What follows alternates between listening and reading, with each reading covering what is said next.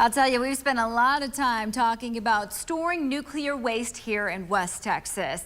There's been a lot of pushback on the local and state level, despite the Nuclear Regulatory Commission approving a new license to store high levels of spent fuel in our neck of the desert. Now, today, there's a new pushback, this time on the federal level.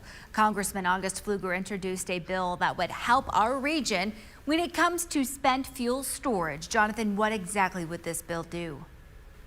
Hey, Tatum, so this bill would prohibit federal funding for private interim nuclear waste storage, funding that's supposed to be intended for permanent storage of this nuclear waste.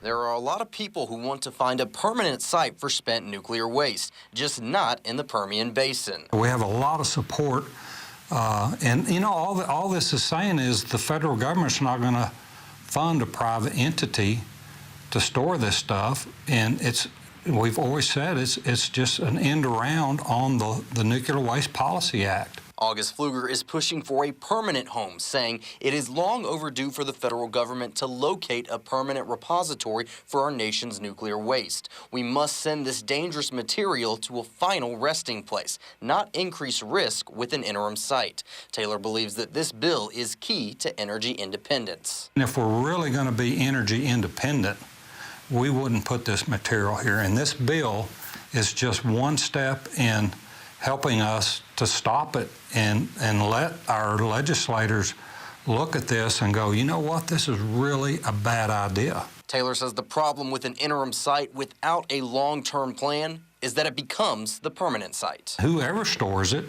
needs to be bound by that law that says you can't have an interim storage site and until and unless you have a permanent repository approved and under construction.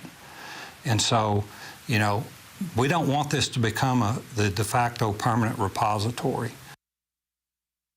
Now, while this bill does have bipartisan support, Taylor said that there are a lot of people on the other side of this issue and that people need to keep reaching out to their senators and legislators on the issue. Tatum.